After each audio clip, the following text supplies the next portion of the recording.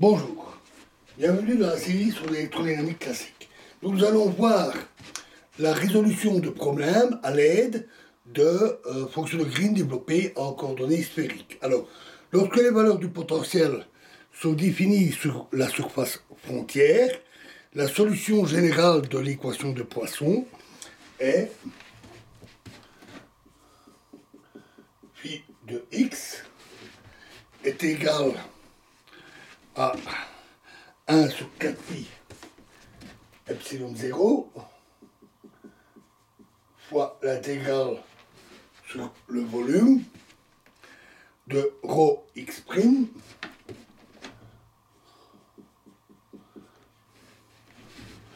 fois gxx'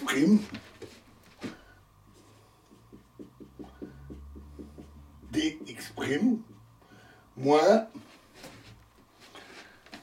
1 sur 4 pi intégrale sur la surface frontière de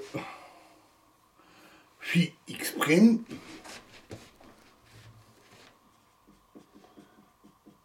donné sur cette surface fois dg dn', la dérivée par rapport à la normale, fois dA', un élément de surface. En guise d'illustration, considérons le potentiel à l'intérieur d'une sphère de rayon B. Établissons dans un premier temps l'équivalence de l'intégrale de surface de cette relation avec la méthode des harmoniques sphériques. Si l'on pose A égale 0 dans la forme générale dans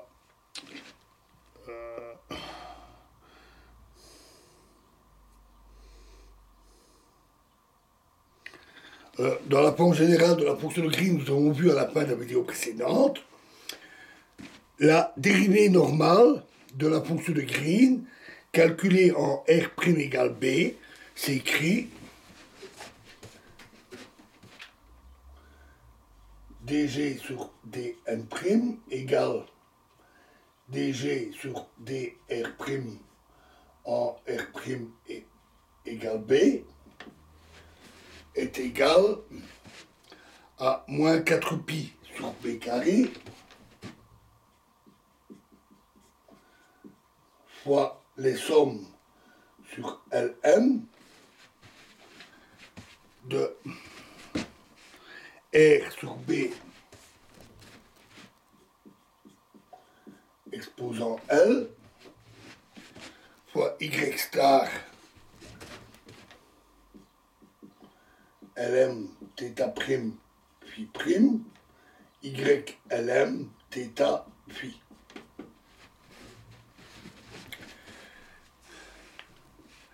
En vertu de l'équation ici, la solution de l'équation de la place à l'intérieur de la sphère de rayon R égale B et vérifiant phi égale V de θ' phi prime en R égale B, s'écrit alors phi de x égale 1 égale somme sur Lm de l'intégrale sur le volume de Vθ' phi prime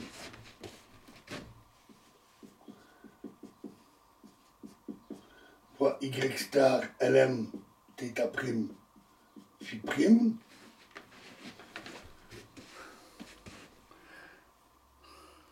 fois d oméga prime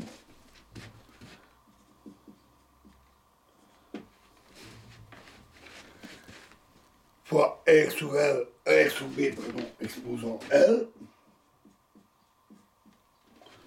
fois Y Lm θ phi. Dans le cas considéré ici, cette solution a la même forme que celle fournie par la méthode des harmoniques sphériques que nous avions vue. Il existe une solution pour la sphère à savoir l'intégrale de Poisson. L'équivalence de cette solution avec la solution par développement de la fonction de Green résulte du fait que toutes deux découlent de l'expression générale.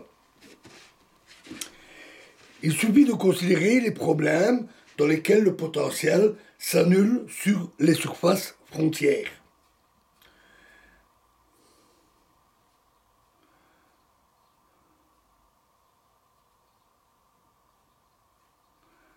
Oui, excusez-moi. Donc, elle découle de l'expression générale et de la fonction de Green image. Donc, on va examiner maintenant les problèmes mettant en jeu une distribution volumique de charge et donc l'intégrale volumique de l'expression initiale. Il suffit donc de considérer les problèmes dans lesquels le potentiel s'annule sur les surfaces frontières. La solution générale s'obtient alors par superposition linéaire d'une solution de l'équation de Laplace. En guise de première illustration, considérons une sphère creuse de rayon B reliée au sol, donc de potentiel nul sur sa surface, et dans le plan XY, une charge annulaire concentrique de rayon A et de valeur grand Q. Donc on a X, Y, Z, on a une sphère de rayon B et dans le plan XY, un anneau de rayon A et de charge Q. La densité de charge de l'anneau peut s'écrire sous forme d'un produit de fonctions delta, radiale et angulaire. Rho de x' est égal à Q sur 2pi à carré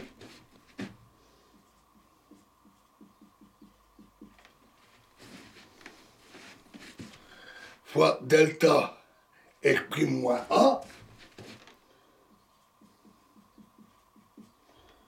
fois delta de cosinus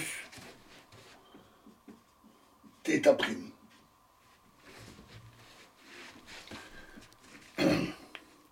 En raison de la symétrie azimutale, les seuls termes dans la fonction de Green qui sont non nuls lors de l'intégration volumique de la fonction de Green correspondent à m égale 0. En utilisant la forme des harmoniques sphériques pour m égale 0, qu'on avait vu, et en faisant tendre a vers 0, dans l'expression de G, on obtient que phi de x est égal à 1 sur 4pi epsilon 0 fois l'intégrale de rho x'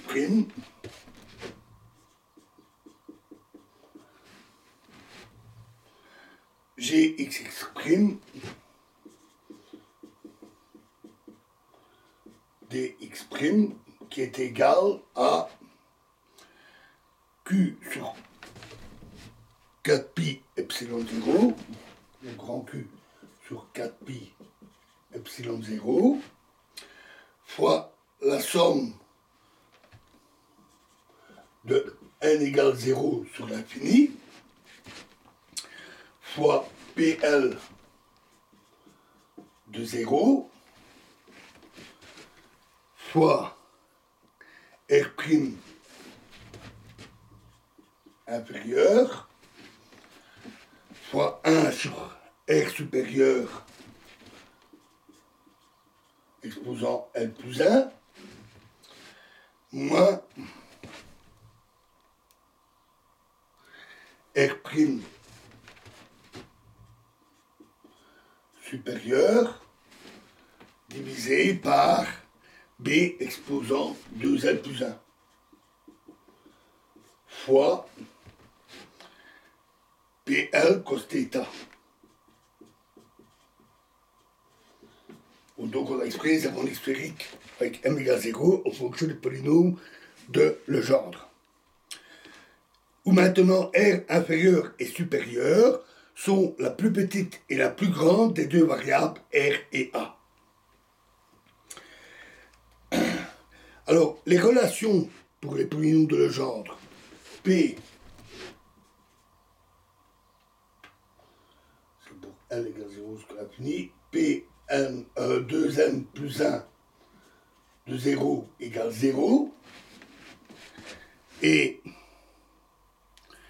P de n de 0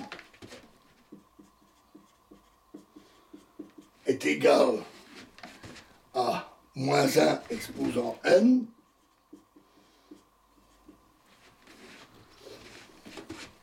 fois 2n moins 1, la double factorielle,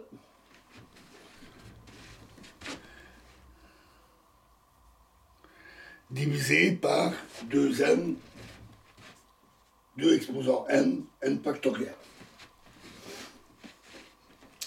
Cela permet alors d'écrire la relation sous la forme phi de x est égal à q sur 4pi epsilon 0 fois la somme sur n égale 0 jusqu'à l'infini, de moins 1 de n-1 double factoriel divisé par 2n n factoriel fois r exposant 2n inférieur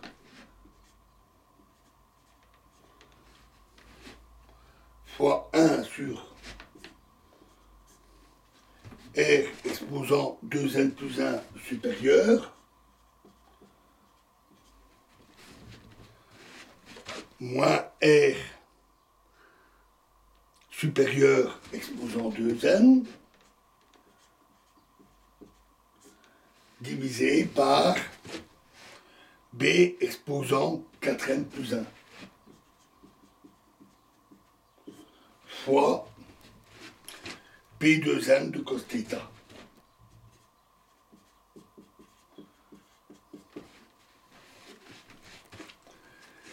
Si b tend vers l'infini, ces relations se réduisent à l'expression qu'on avait trouvée pour un anneau chargé isolé dans l'espace. Cette expression peut également s'obtenir à partir de l'étude des problèmes à symétrie azimutale et la méthode des images pour une sphère. Voilà, nous verrons un autre exemple dans la prochaine vidéo. Je vous remercie.